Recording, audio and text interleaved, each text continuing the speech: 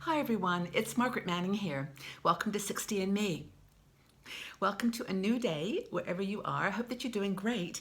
I am so warm today. I am wearing my summer frock. It's really, really hot, so I'm enjoying the heat. Of course, I love it, but it's a little bit warm. So I don't know what you're doing in your part of the world. It's probably raining in down in Australia, but maybe it's beautiful where you are too. So hope you're getting out into nature, doing some walking today. Just do something great for yourself. Make this your day. And we start off the day, with sort of infinite possibilities. It can go any direction that we want, and maybe let yourself be surprised. Accept an invitation to go somewhere, try something a little different, jump on a bus or a train. Maybe just do a new little cafe or something that you haven't done before. So here I'm having my cafe at home here. I've got my cup of tea, very simple green tea this morning. It's one of my go-tos, and so I enjoy my cup of tea just to get the day started and plan what I'm going to do. But maybe you're in a situation right now where you're trying to figure out what to do with your life, and you might be in that in-between transition stage towards retirement. Now, a lot of our women are retired already, and I say retired in quotes because I don't think there's very many women in our age group who are not doing some kind of work. I mean, it's just the way that life is these days. It used to be that you really did retire and stop working and relax and I guess just hang out at the house. But now the retirement that our grandparents and our parents knew is very, very different now. So even those of you who have given up a career like I have, are actually doing their own thing and creating new ways to make money and find purpose and meaning in life. It just has a different lens when you get a little older. But I wanted to talk to those people, though, that are in a planning mode for retirement. And that could be people who have semi-retired and going all the way, or are just thinking about what to do. I'm in a job, I'm working full-time, part-time. How do I make an assessment, of what to do with my life? And I think there's some questions that you could ask yourself that might be helpful.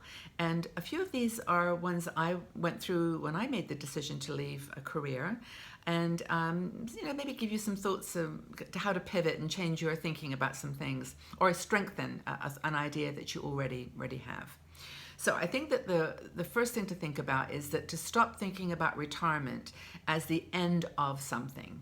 It may be the closure of a particular career or job that you've done, but it doesn't have to be like an all or nothing. It's not defined, as I said earlier, in the same way. So you can still continue to contribute and do things in your community, in your world. So retirement doesn't have to be this thinking about it as an end. It's not an end to anything. It's just a beginning, really, of a new stage. And I think that's the way to look at it positively and realistically. That is what it is. It's a new stage. It may involve a new career. It may involve starting your own business or doing volunteer work. It's anything but an end. It's a beginning. Second thing, and this is super, super important, is to ask yourself, are you ready to quit your job? Now that seems like a very counterintuitive thing if you're planning to retire, to ask yourself. But here's the deal.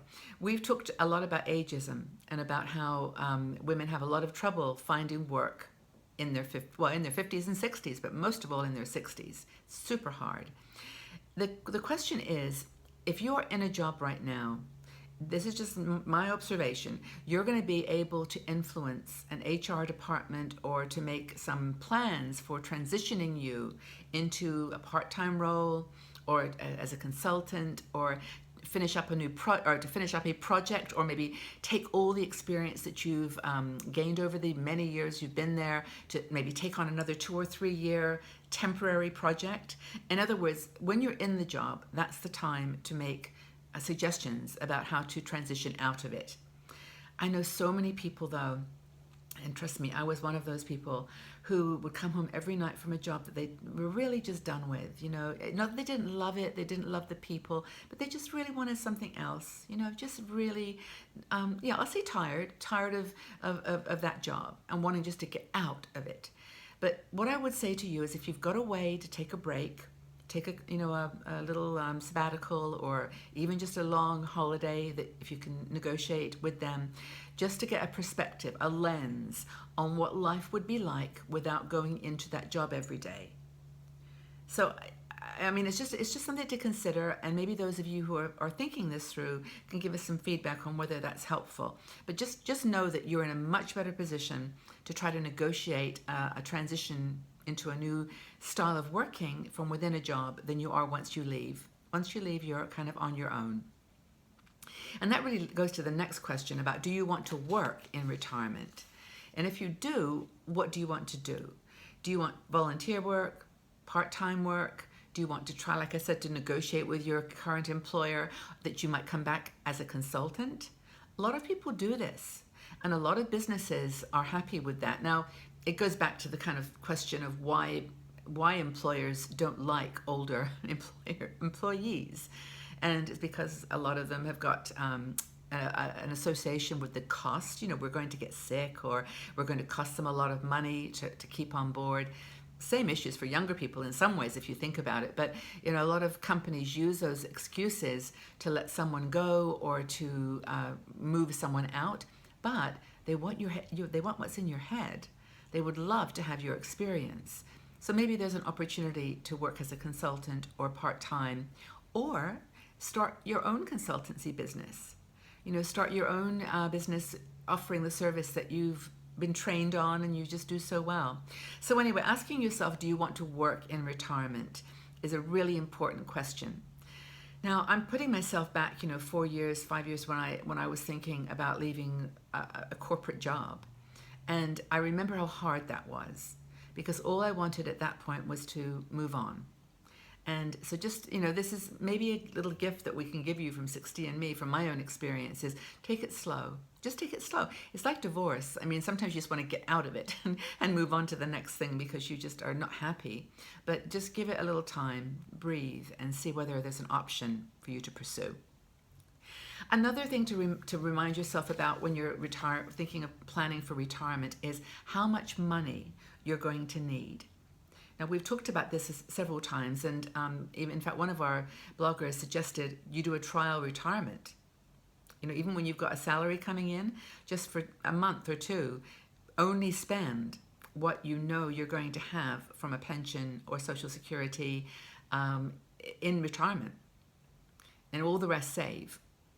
So whatever you just go into a lifestyle of simplicity, of knowing how you're going to really have to live. It's really important, and this may be a time to pull in a financial advisor and just crunch the numbers and see what you've got to look forward to when you quit work and there's no more salary. What are you going to have to live on, and can you do it? And that may then go back and answer some of the earlier questions for you. It's really important. Another thing to ask yourself is where you want to live. Now, it may be that when you do that analysis of how much money you need, you'll say, well, I really can't afford this mortgage, or I can't afford the upkeep on a big house or a larger house than I need. So maybe it's time to downsize, and sell the bigger property, move into an apartment, condo, shared accommodation, and put that extra money you maybe made from your property into savings. So that's one option. And another one is just to simply downsize and move to another place, another country. A lot of people are doing this a very dramatic move to places like Thailand and Bali and South America, Ecuador, places where it is a little cheaper to live. And if you've only got X $1,000s a month after your job ends, then it's an option. And we've written quite a bit about that, so you can check on 60andMe and just do some research. Super important question though. Where do you want to live? Another thing is to ask you how you're going to keep your marriage or your partnership going in retirement. A lot of women actually talk about this when their husbands retire before them, and they've got them around the house all the time, and it's like, this is, it's just a spatial thing that we didn't have to deal with before. Like maybe you get put into the role of having to cook meals and dinner and lunch that you didn't really want to. So that's an important conversation, and question to answer with your husband or partner. what's it gonna look like? How's that going to work? Who's going to do what? And can we really stand each other, 24/7? Is it going to be, hobby time, like move into the garden shed to do your work, or just create an environment that is working for you, that your marriage survives, and that you're happy. So I think that's really important, that that supporting each other is kind of an important goal. Now, the other thing, of course, is to ask yourself at the end of the day, what do you want retirement to be about? It may not be about money. I mean, it may be about money, but it may not. You may want to say, oh, I've done all this work all my life. Now I really want to volunteer. Join the Peace Corps. I really want to move, or I want to just sell everything and travel the world. I'm done. And I know many, many women that have done that, and they're having a lot of fun. And there's other people that say, hey, I've worked all my life. I just want a little house in the country somewhere. I want to just be with my dogs and my friends and just do nothing. Go to the museums, go to theater, have fun, just relax, join clubs. So it's just about, what do you want? What is your retirement about? And maybe that's the question that you ask at the very beginning. But it's one, I think, that gives you some enlightenment about what decisions you've got to make. And one thing you might want to do is think about it in terms of you're producing a Broadway play. A friend of mine put this challenge to me when I was getting divorced, and it was a really useful exercise. And it was just simply, you're creating the story of you.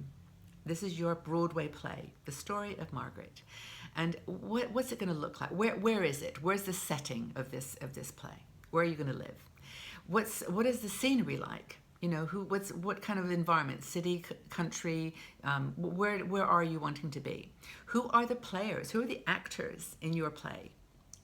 Who are the people that you want around you, your support, your tribe, your team, your colleagues? Who are those people that you're writing this into your script, right? And you are writing the script. It's your play. And then finally, who's in the audience? And maybe your friends who haven't been supportive the last few years, those toxic people that you were friends with because, or your ex-husband, they're not in the audience. They don't have a seat in the theater. And you then just are going on with your life in this new production. So maybe that's a way of looking at your life in your 60s. I think that's kind of fun. But anyway, whatever you've got ahead of you in terms of planning for retirement, maybe thinking these few questions through, answering the questions honestly, maybe writing it down would be a good idea. And if you're going through it right now yourself, if you're planning for retirement and you just can't quite make up your mind, put your comment in the section below, in the comment section. And you women who have retired or have maybe had the same question in your head, just talk to each other. And I love how you do it anyway. You always reach out to one another and give virtual hugs and advice from your heart. It's really sweet to watch. And I will join in too when I can and just help you through this time, this planning for retirement. So, question I guess is this: are you planning for retirement? What have you learned from your friends and your sisters here in 60 and Me? How has that helped you? Are you planning for retirement? Have a wonderful day, everybody. Thanks again for being here. I truly appreciate you showing up and just being such a warm, supportive group for all of us. And I hope that you have a great day. Go out and do something fun for yourself, and let us know what you're doing in your planning for retirement. Look forward to the comments. Take very good care, everybody. Bye-bye for now.